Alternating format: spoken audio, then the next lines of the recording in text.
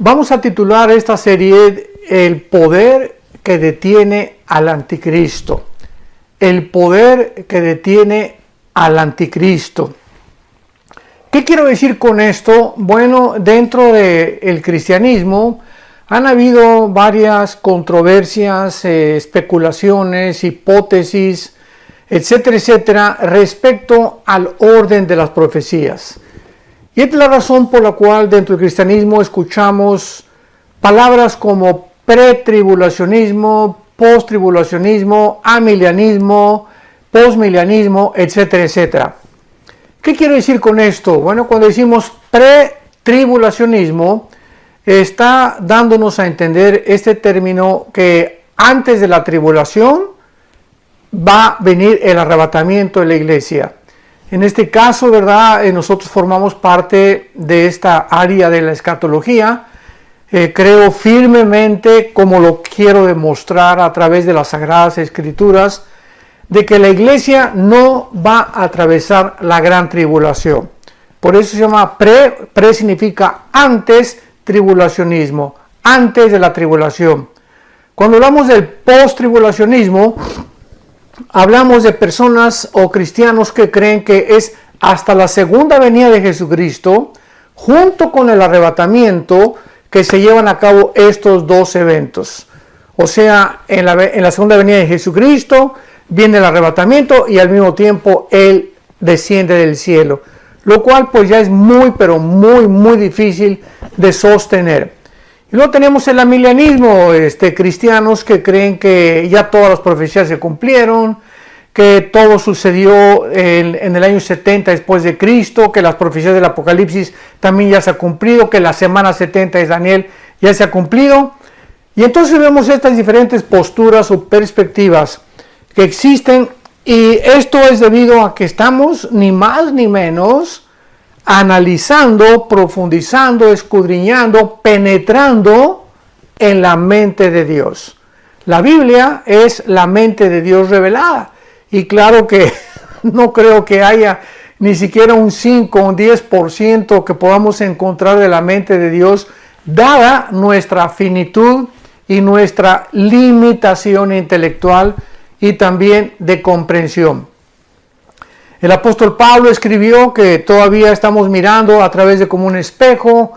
Cuando éramos niños, 1 Corintios 13 dice Pablo, hablábamos como niños, pensábamos como niños.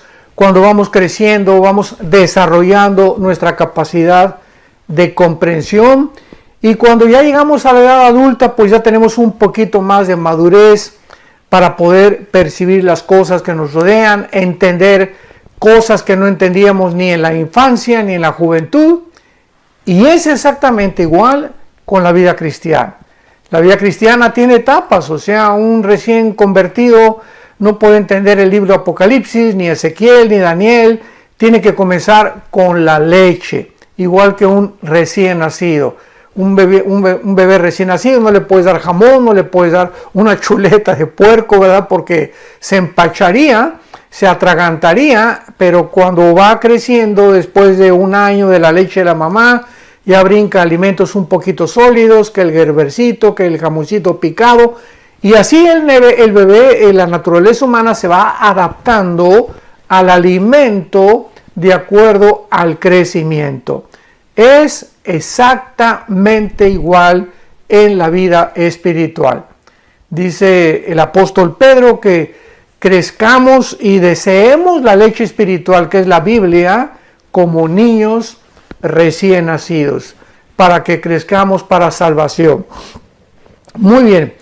Ahora con este preámbulo puedo yo comenzar a entender claramente por qué hay estas diferentes posturas dentro del cristianismo, y no nos queda más que escudriñar las escrituras, buscar cuál postura tiene más peso teológico simplemente, ¿verdad? Y tratar de poder llegar a una solución.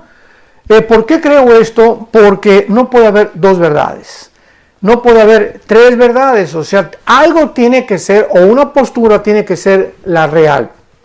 Yo recuerdo cuando inicié mi vida cristiana, me eduqué con misioneros bautistas, y me enseñaron bastante de la doctrina bautista. Estoy muy agradecido.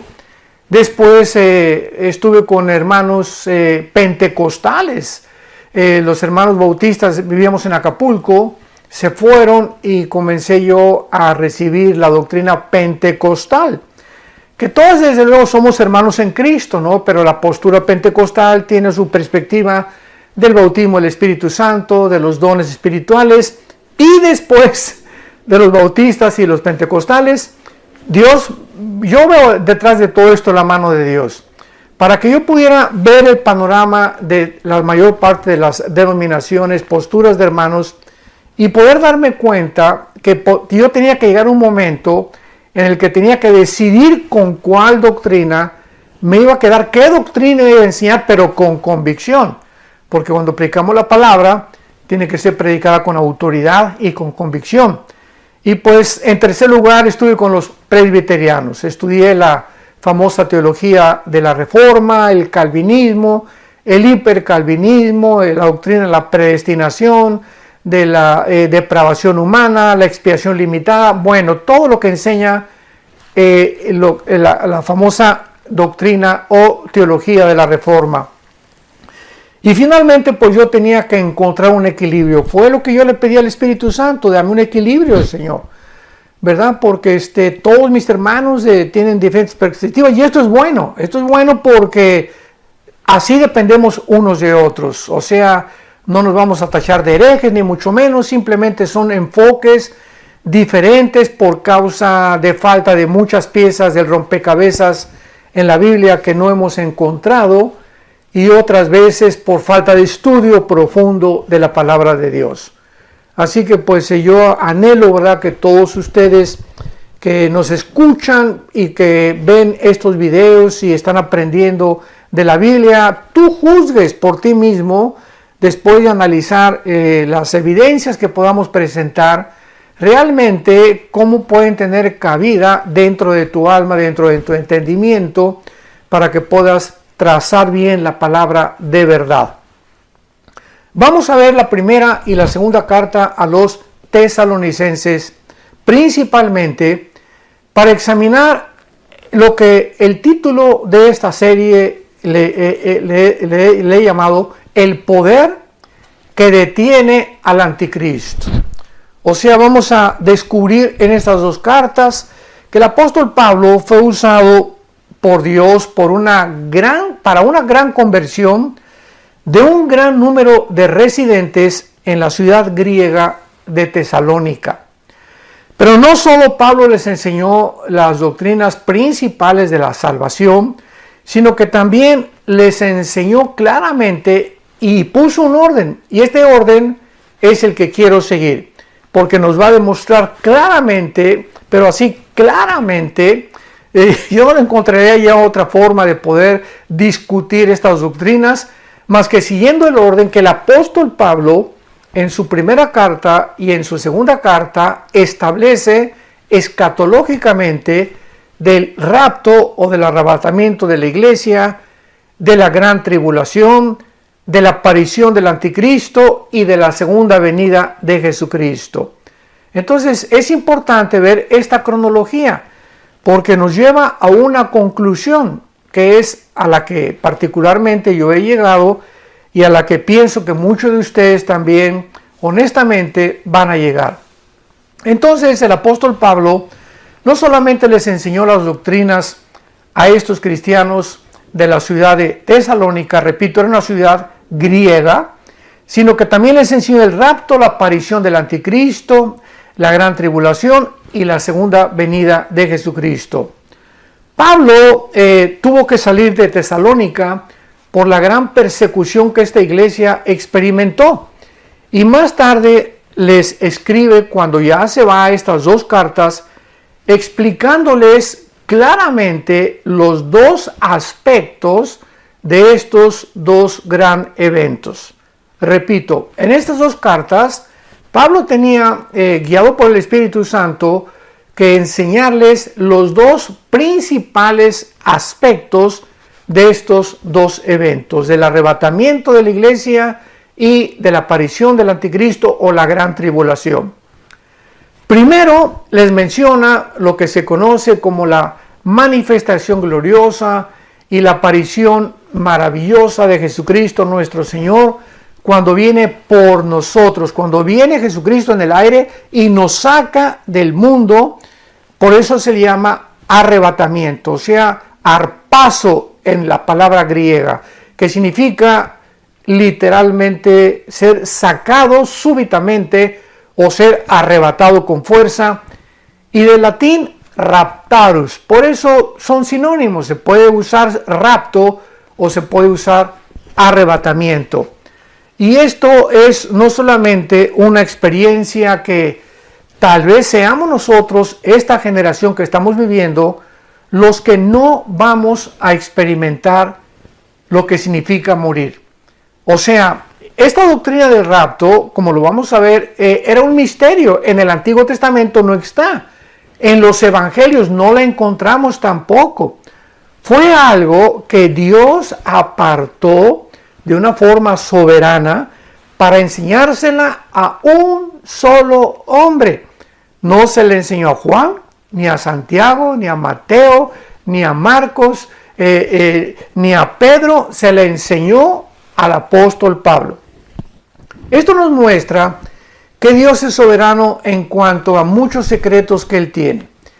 Y Él puede enseñarle a Isaías cosas que no le enseñó a Malaquías, cosas que no le enseñó a Zacarías, cosas que no le enseñó a Sofonías, a todos los profetas menores y a los mayores del Antiguo Testamento, pero que cuando ponemos a todos estos profetas y todas estas revelaciones que Dios le dio tanto en el Antiguo Testamento como en el Nuevo Testamento a diferentes hombres, nos damos cuenta la consistencia de la verdad.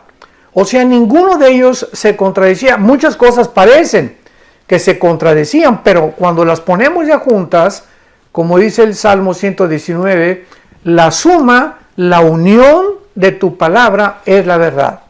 No podemos tomar una doctrina del Apocalipsis sin tener en cuenta el libro de Ezequiel y mucho menos el libro de Daniel y el libro de Zacarías.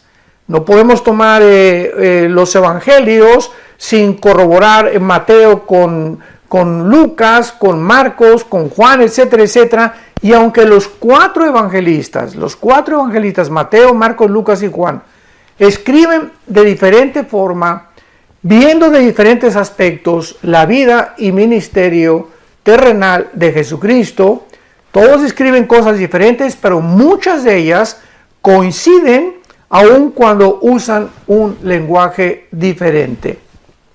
Entonces el apóstol Pablo, en la primera carta a los Corintios, para inmediatamente aclarar este punto, en la primera carta a los Corintios, por favor abre tu Biblia, 1 Corintios capítulo 15, vamos a comenzar a entender esto desde la A hasta la Z. Eso sí, se los prometo que así lo vamos a hacer.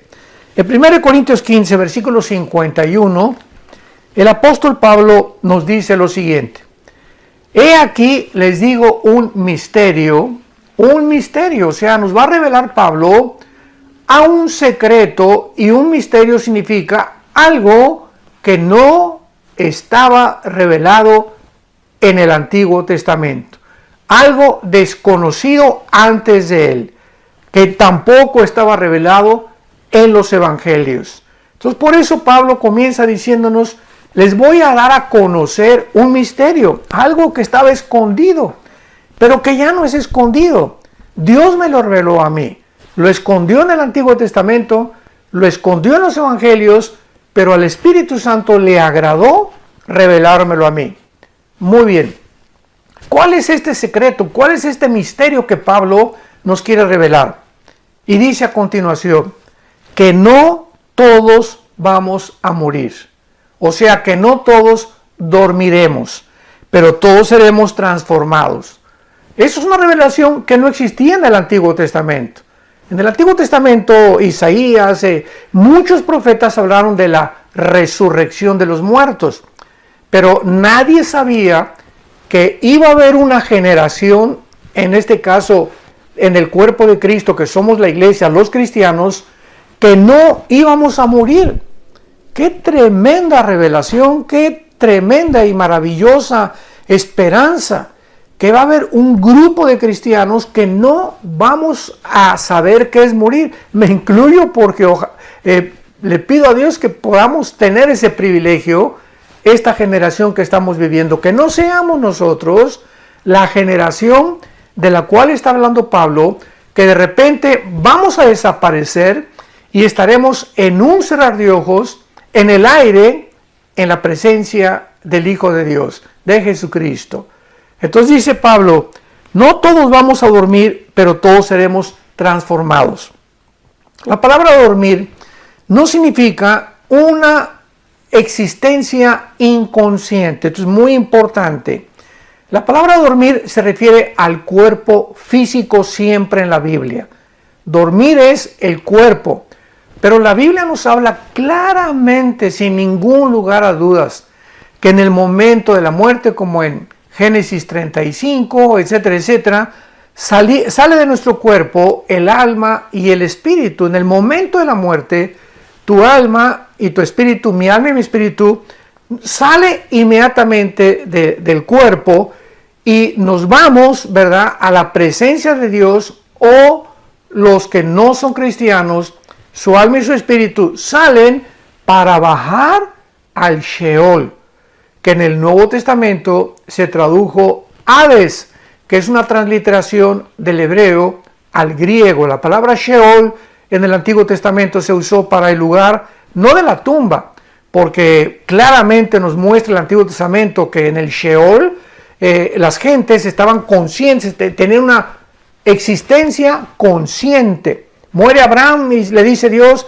serás reunido con tus padres, serás reunido con tus parientes, o sea, dándonos a entender el Espíritu Santo que al morir había un lugar donde todos los muertos justos, ¿verdad?, iban al mismo lugar y estaban reunidos juntos, esperando desde luego la muerte de Cristo en la cruz, porque ya cuando muere Cristo en la cruz, Él baja y saca a todos del Hades, de los que se encontraban en el lado del paraíso o del seno de Abraham. De esto ya he hablado en otras conferencias. Y ahora desde Cristo a nuestros días, de Cristo a nuestros días, todos los cristianos que han muerto desde Pentecostés hasta nuestros días del año 2021 en que nos encontramos, ahorita estamos en el mes de abril, a finales del mes de abril, estoy compartiendo esta conferencia. Todos los cristianos, en el momento de la muerte, salimos inmediatamente de nuestro cuerpo y nos vamos con el Señor, inmediatamente. Pero, si tú no has muerto o yo no he muerto y el rapto viene, tal vez acabando esta conferencia o mañana, un mes, no sabemos, un año, 2 años, no sabemos, si somos nosotros los que vamos a participar de esta maravillosa experiencia, de repente vamos a ser transformados. Vas a estar comiendo en un restaurante o manejando, un piloto en un avión, un chofer en un camión, un médico tal vez operando, o a lo mejor yo predicando, ¿verdad? No sabemos, pero si viene el arrebatamiento y viene el rapto de la iglesia, de repente vamos a desaparecer millones de personas, nuestra ropa se va a quedar ahí tirada y vamos en instantes, en milésimas de segundo, nuestro cuerpo corruptible, porque así nuestro cuerpo como lo tenemos no puede ser transportado al cielo, porque es un cuerpo que no puede heredar, la carne y la sangre no puede heredar lo invisible, lo incorruptible. Un cuerpo imperfecto no puede estar en el lugar perfecto. Entonces es lógico que nuestro cuerpo tiene que ser cambiado en milésimas de segundo para estar, repito, en la presencia de Jesús. Jesús vendrá en el aire y no va a tocar los pies en la tierra. Esta es la gran diferencia. Después hablaré de todo eso. En el rapto viene Jesús en el aire, nos saca del mundo, la iglesia sale del mundo, comienzan los 7 años de la tribulación y en la segunda venida Cristo desciende y toca el monte de los olivos. Zacarías capítulo 14, versículos 2 y 3. En la segunda venida Él toca los pies en el monte de los olivos y en la segunda venida Él viene con nosotros. dice Apocalipsis 19, en un caballo blanco, y los ejércitos le seguían, y todos nosotros venimos junto con él a establecer su reino milenial, o el reino mesiánico prometido a los profetas y al rey David en particular. Muy bien, continuamos en 1 Corintios 15. Quiero ir despacio, como lo puedes notar, que tenemos que ir despacio en el escudriñamiento y en la exposición de la palabra de Dios. Les digo un misterio, no todos vamos a dormir o a morir, pero todos seremos transformados. En un momento, en un abrir y cerrar de ojos, dice el apóstol Pablo, esto fue lo que Dios le reveló a la final trompeta. Porque se tocará la trompeta y los muertos en Cristo, o sea, si viene el rapto ahorita, para ir despacio, si viene el rapto ahorita, mañana o pasado o la semana que entra, todos los que han muerto antes que nosotros, desde Pentecostés, porque esto es importante, en el rapto solamente nos vamos a ir todos los que formamos el cuerpo de Cristo. La Biblia le llama los que estamos en Cristo, porque cuando en Pentecostés vino el Espíritu Santo, el Espíritu Santo hizo algo que no había hecho jamás en la historia. Desciende el Espíritu Santo para hacer su morada, para convertirnos a nosotros, nuestro cuerpo convertirlo en el templo de Dios. Dice 1 Corintios 6, 19 y 20, que no sabéis que vuestro cuerpo, mi cuerpo, tu cuerpo es el templo donde Dios está viviendo. Esto es maravilloso. Somos el templo del Espíritu Santo. Entonces el Espíritu Santo en el momento en Pentecostés entró a hacer su morada. Ya en el Antiguo Testamento entraba y salía, entraba y salía. Entraba sobre Sansón y Sansón tenía unas fuerzas sobrenaturales, pero se iba. Entraba sobre David y David tocaba el arpa y comenzaba a escribir como el Salmo 22, que 1000 años antes de Cristo contiene la crucifixión escrita por David, guiado por el Espíritu Santo, inspirado por el Espíritu Santo, pero se iba el Espíritu Santo y así venía sobre las personas, pero se iba.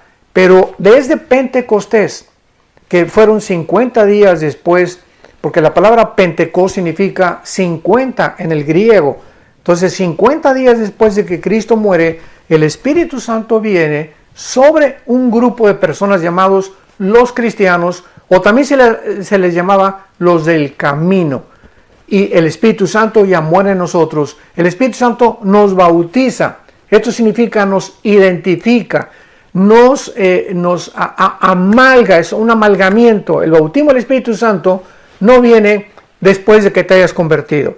El Espíritu Santo viene en el momento en el que tú te conviertes. Tú eres una nueva criatura, has nacido de nuevo, has sido bautizado por el Espíritu Santo. O sea, no hay tal cosa como que ya recibí a Cristo, pero estoy incompleto. Me falta algo. Espérame tantito. Dice Colosenses 2 que estamos completos en Cristo. No nos falta absolutamente nada. El momento que recibes a Cristo tienes todo. Lo único que nos falta es crecer en su gracia y en su conocimiento. Entonces el bautismo del Espíritu Santo es la operación 1 Corintios 12:13, en la cual todos somos unidos, amalgamados a formar parte de un solo cuerpo. Este cuerpo, dice Efesios 2, no existía. Esta entidad, este nuevo hombre, no existía ni en los evangelios ni en el Antiguo Testamento. Entonces es importantísimo para diferenciar la iglesia de Israel. Algún día vamos a profundizar en esto. Pero la iglesia y Israel son dos entidades completamente distintas. Entonces, el momento en el que el Espíritu Santo vino en Pentecostés hasta nuestros días, se formó el cuerpo de Cristo llamado la iglesia. Y todos estos cristianos o todas estas personas, no importa su nacionalidad, que estamos fundidos, unidos con Cristo, mística y misteriosamente, como dice Efesios capítulo 5, somos los que vamos a participar en la resurrección y en el arrebatamiento de la iglesia. Los santos desde Adán hasta la cruz van a resucitar hasta después, en la segunda venida de Cristo. A ellos les toca la resurrección. Como lo sabemos, hay tantas cosas, ¿verdad?, que explicar.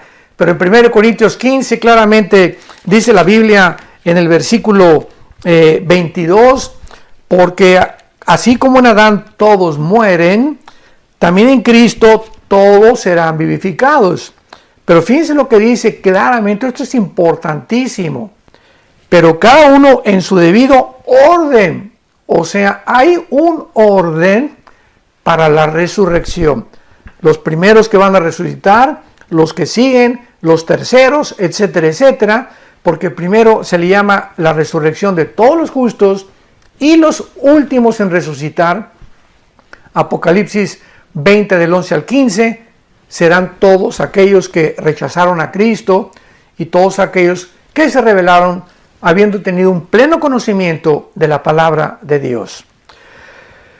Bueno, y Pablo dice aquí en nuestro pasaje, 1 Corintios 15, he aquí os digo un misterio, no todos dormiremos, todos vamos a ser cambiados inmediatamente, en un abrir y cerrar de ojos, a la final trompeta, los muertos serán resucitados, incorruptibles, y luego nosotros.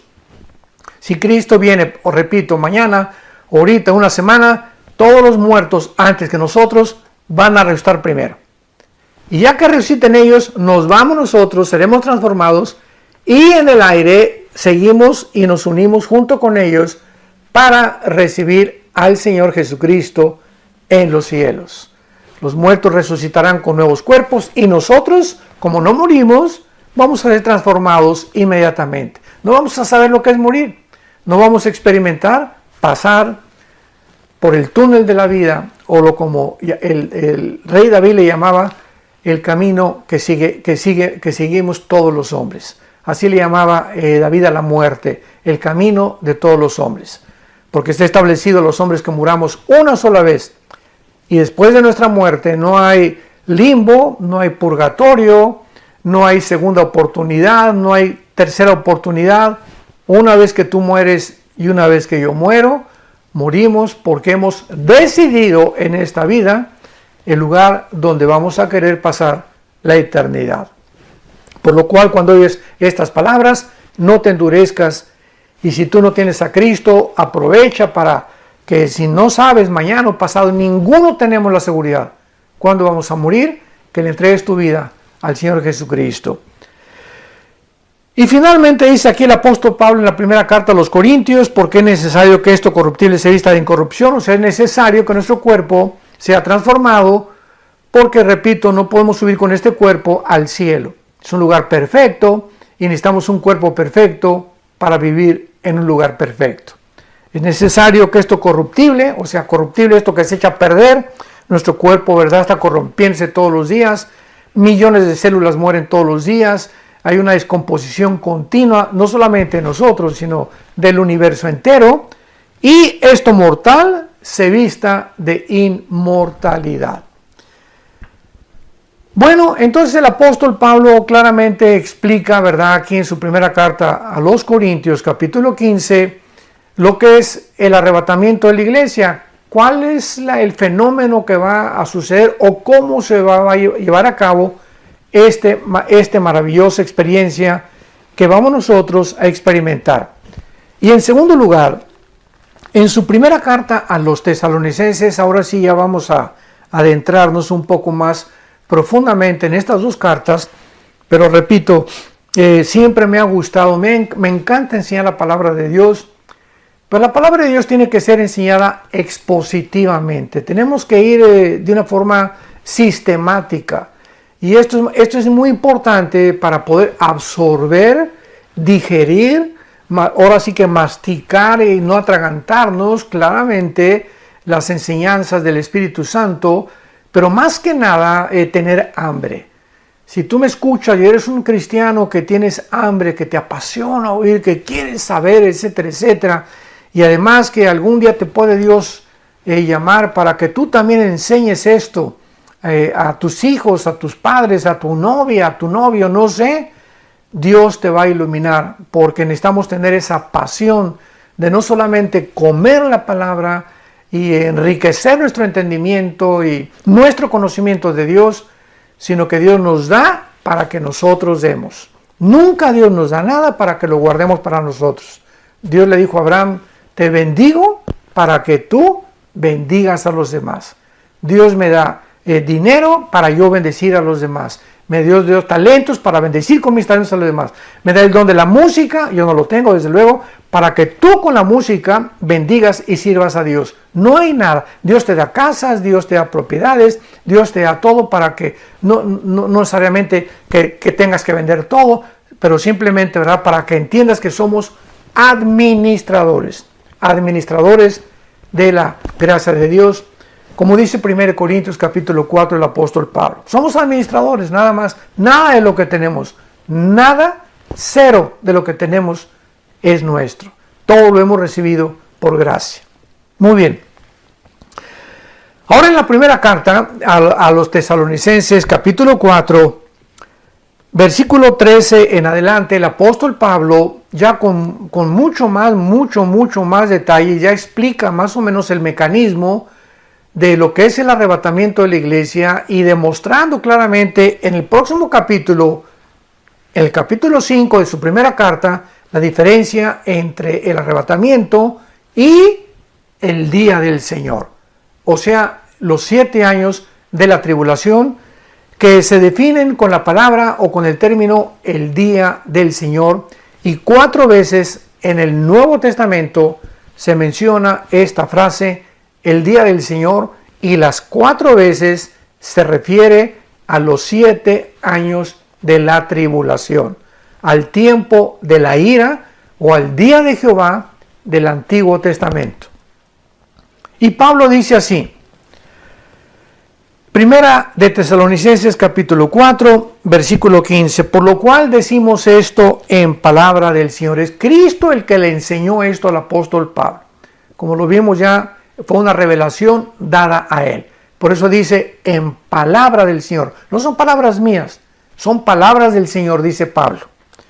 Que nosotros, que vivimos, que habremos quedado hasta la venida del Señor, no precederemos a los que durmieron. Porque el Señor mismo con voz de mando, con voz de arcángel y con trompetas de Dios, descenderá del cielo. Cristo descenderá físicamente del cielo. ¿Se acuerdan en Hechos 1, versículos 8 en adelante, que ascendió Cristo a los cielos y los ángeles aparecieron junto a él, diciéndoles a los apóstoles qué es lo que ven, ¿verdad? Es así como sube Cristo, de la misma forma descenderá.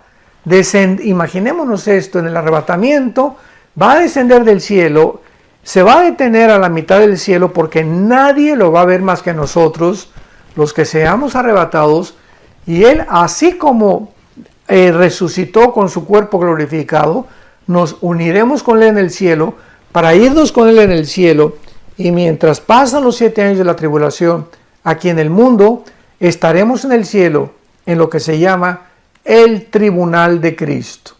Romanos 14:10, 1 Corintios 3 del 10 en adelante, que será el bema en el griego, o tribunal, bema en griego, que significa que seremos los cristianos juzgados. A ver, con cuidado.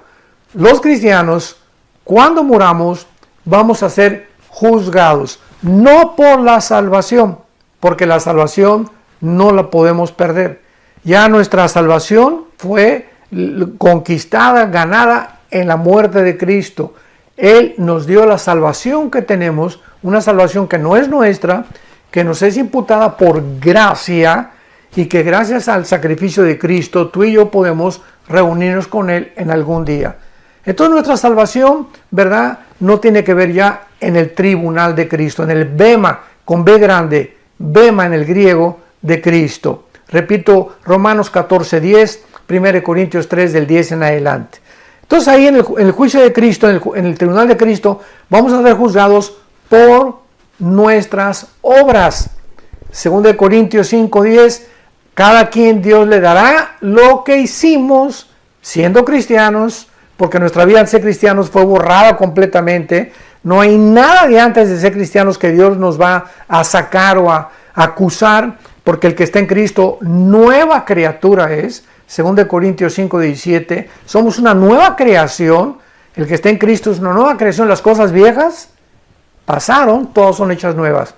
Entonces, en el tribunal de Cristo, vamos a ser juzgados por todos los dones y los talentos que Dios te dio. Los talentos que a mí me dio Dios. ¿Qué hicimos con todo lo que Dios nos dio? Las oportunidades que nos dio vergüenza hablar de Cristo ante la familia o ante los amigos o en tu trabajo, las oportunidades que Dios nos dio para poder ayudar a la obra de Dios, para sostener la obra de Dios, las oportunidades que Dios nos dio para poder usar nuestros talentos musicales.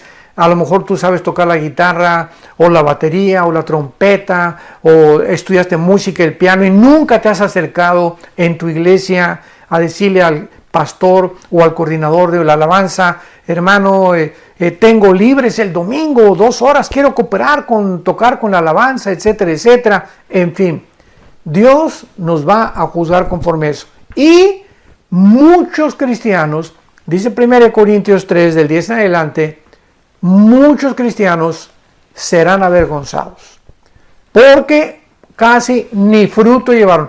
Pasaron al cielo, decimos aquí en México vulgarmente, de panzazo, con 6 de calificación, ¿verdad? 5 es reprobado, 6 es ya así que raspando, ya 7 regular, 8 bien, 9 excelente, ya 10 de calificación es magnífico. Entonces muchos cristianos pasarán con un 6 de calificación, recibieron a Cristo, tal vez tengan la salvación, pero sus frutos, ¿verdad?, fueron enterrados, no los utilizaron, y estos cristianos, aunque sean salvos, aunque estén en el cielo, serán avergonzados. Y serán los soldados rasos de la otra vida. Porque en la otra vida va a haber generales, coroneles, tenientes, cabos, ¿verdad? Va a haber cristianos, dice Apocalipsis 20, versículos 2 y 3, y vi tronos y los que fueron dignos de sentarse en ellos. O sea, no todos los cristianos ocuparemos un trono, que significa lugar de autoridad en la otra vida, sobre las otras naciones que habrá en la otra vida y que Dios designará de acuerdo a su soberanía. Muy bien. Entonces, dice Pablo que descenderá del cielo y los muertos en Cristo resucitarán primero. Y luego nosotros, ya lo vimos hace unos minutos, una vez que resuciten todos los muertos antes que nosotros, luego nosotros, versículo 17, los que estemos vivos, los que hayamos quedado, o sea, los que vivamos hasta que venga el rapto, seremos arrebatados. Arpazo, repito, el arpazo, escríbela. Es la palabra arpazo, tal como suena con A de Armando y con Z, arpazo, que significa seremos sacados, arrebatados, fuera del mundo, súbitamente, repentinamente, como lo vimos en Corintios, de una forma imperceptible, un parpadear de ojos, millones de personas desapareceremos de esta tierra. Y dice la Biblia a continuación, seremos arrebatados juntamente con ellos en las nubes para recibir al Señor en el aire. Qué grande diferencia, ¿verdad? Qué clara es la Biblia. El arrebatamiento no tiene que ver nada con la segunda venida. El arrebatamiento viene el Señor y nos saca a nosotros en el aire, no pone los pies en la tierra. Hasta la segunda venida desciende con nosotros, pasando después de los 7 años de la tribulación, y pone sus pies en el monte de los olivos, Zacarías 14, 2 y 3. Entonces son 2 eventos completamente diferentes. ¿Por qué tenemos que mezclarlos? ¿Por qué tenemos que confundir al Espíritu Santo? Lo vamos a mostrar todavía con muchas más evidencias más adelante. Y fíjense lo que dice a continuación. Y así estaremos siempre con el Señor. Por lo tanto, dice Pablo, en vista de esta maravillosa revelación, aliéntense, confórtense unos a otros con estas palabras. O sea, los cristianos no estamos esperando al anticristo ni la gran tribulación.